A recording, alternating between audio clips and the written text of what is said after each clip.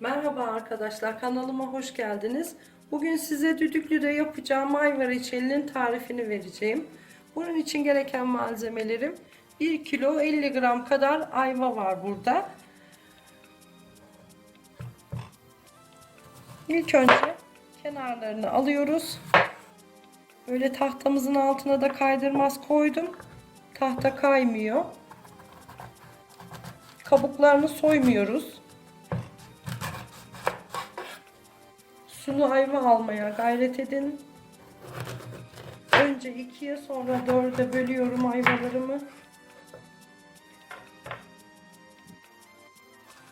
4'e böldüğümüz ayvaların çekirdeklerini çıkartıyoruz ve sert kısımlarını alıyoruz. Oraları piştikçe sert olacaktır reçelde. Onun için iyice alın.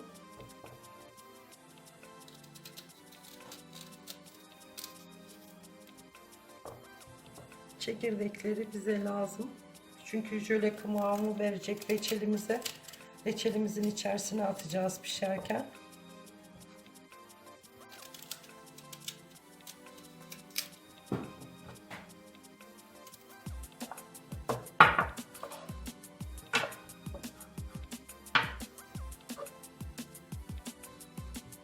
Şimdi de böyle dilimler halinde siz istediğiniz boyutta kesebilirsiniz. Böyle küçük kuşbaşılar halinde dilimliyoruz.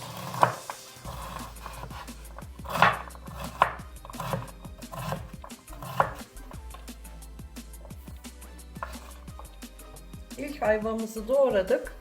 Şimdi direkt düdüklü tenceremizin içerisine alıyoruz ve diğer ayvalarımızı da yapıyoruz.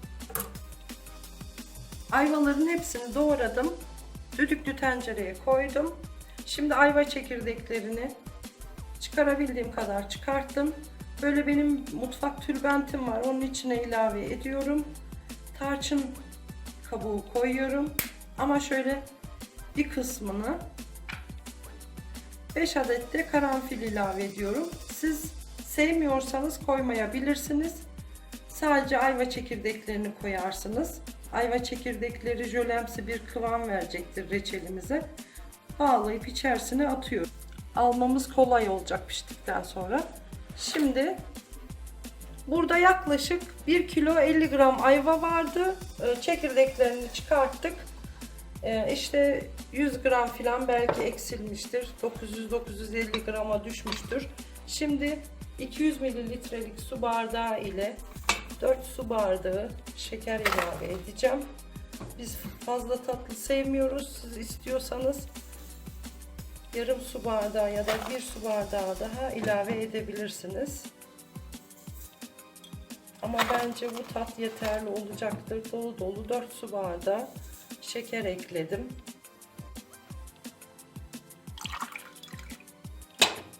Bir buçuk su bardağı da su ekliyorum. Şöyle bir karıştırıp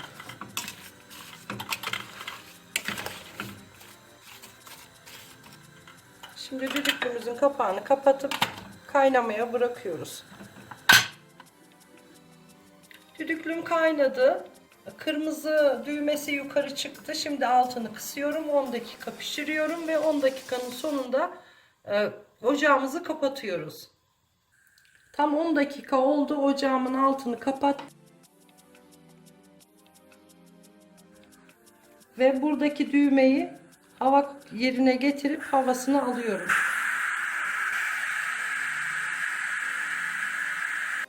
Düdüklü tenceremizin havasını iyice aldık. İsterseniz soğuk suya tutun, havasını alın. İsterseniz benim gibi buharını yavaş yavaş çıkarın. Ama kırmızı düğmenin mutlaka aşağı inmesini bekleyin. Şimdi kapağını açıyoruz ve ocağımızın altını tekrar yakıyoruz. Bir 10 dakika kadar daha pişirmeye devam ediyoruz. 10 dakikadır kaynayan reçelimiz suyu buharlaştı. Şimdi birkaç damla limon sıkıyorum. Ben limon tuzu kullanmıyorum çünkü kimyasal bir madde limon tuzu. Renk vermesi için de lohusa şerbeti atıyorlar, vişne atıyorlar, nar çekirdeği atıyorlar. öyle renklendiriyorlar. Ben doğal rengiyle olduğu kadar yapmak istedim. İçinde hala tülbentim duruyor. Onu soğuyunca alacağım. Gördüğünüz gibi. 1-5 dakikada limonla kaynasın. Ondan sonra altını kapatıyorum. Zaten göz göz olmaya da başladı köpükler. Kapağı açık toplamda 15 dakika kadar kaynattığım reçel bu kıvama geldi. En önemli püf noktası da köpükler oluştu, gözler oluştu. Bu da reçelimizin kıvamının olduğuna işarettir. Şimdi altını kapatıp soğumaya bırakıyoruz. Ayva reçelimiz hazır. Kabuklarını soymadan doğal renginde nefis oldu. Eğer daha kırmızı olmasını istiyorsanız loğusa şekeri, nar tanesi veya vişne kullanıp rengini kırmızılaştırabilirsiniz. Umarım beğenmişsinizdir. Bir dahaki videoda görüşmek üzere. Sağlıkla kalın. Hoşça kalın.